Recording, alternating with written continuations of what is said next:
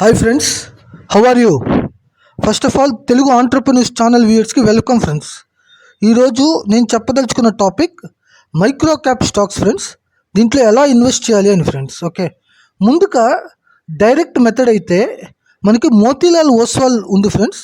Motilal Oswal micro cap fund. దీనికి ఒక demat account ఉంటే సరిపోతుంది. మనం డైరెక్ట్గా ఎస్ఐపి చేసుకోవచ్చు ఫ్రెండ్స్. అట్లా కాకుండా మన సొంతంగా స్టాక్స్ సెలెక్ట్ చేసుకోవాలంటే మన స్క్రీనర్ యాప్ యూస్ చేసి ఆ క్వరీస్ ద్వారా మనం యూస్ చేసి దాంట్లోనే ఇన్వెస్ట్ చేసుకోవచ్చు ఫ్రెండ్స్. ఇక్కడ ఈ స్క్రీనర్ చూసారంటే ఈ క్వరీ యూస్ చేస్తే మనకి ఇక్కడ 3 ఇచ్చారు ఫ్రెండ్స్. అదేంటంటే సేల్స్ గ్రోత్ 3 years 20% కన్నా ఎక్కువ ఉండాలి. ప్రాఫిట్ గ్రోత్ 3 yearsకి 25% కన్నా ఎక్కువ ఉండాలి. మార్కెట్ క్యాపిటలైజేషను 1000 crores కన్నా లెస్ ఉండాలి. 1000 crores లెస్ ఉంది కాబట్టి అది మైక్రో క్యాప్ ఫండ్స్.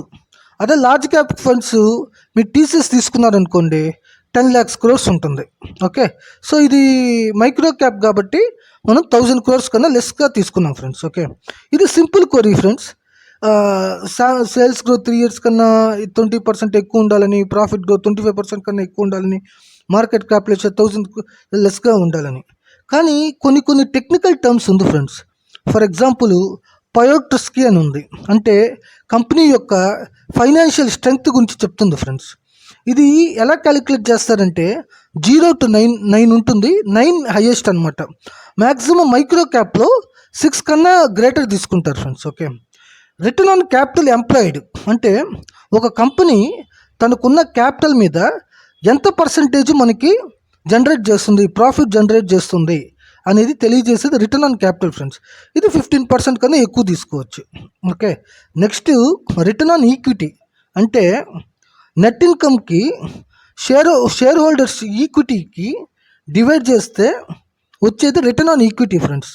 ఓకే, అంటే వాళ్ళు ఉన్న నెట్ ఇన్కమ్కి షేర్ హోల్డర్స్ యొక్క ఈక్విటీ డివైడ్ చేసేదాన్ని return on equity friends. Okay, next current ratio friends. Current ratio current assets by current liabilities friends. అంటే వాళ్ళకున్న ప్రస్తుతం యొక్క అసెట్స్ లైబిలిటీతో డివైడ్ చేస్తే దాన్ని కరెంట్ రేషియో అని ఉంటుంది friends. Okay, next price to book value.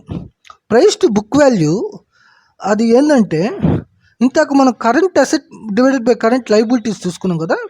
ఇప్పుడు total assets minus total liabilities కానీ చూస్తే ప్రైస్ టు బుక్ వాల్యూ వస్తుంది friends. Okay, next dividend yield అంటే మనకి వచ్చిన ప్రాఫిట్స్కి కొంత భాగం షేర్ హోల్డర్స్కి డివైడ్ చేసేదాన్ని డివిడెండ్ ఈల్డ్ అని అంటారు friends. Okay, next year on year quarterly profit growth.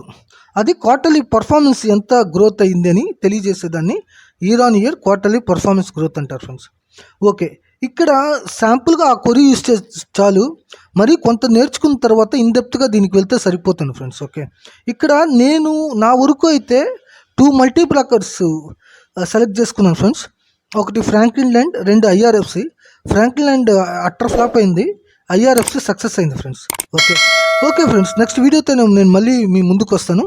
అంతవరకు take care of health and take care of wealth friends. Thank you.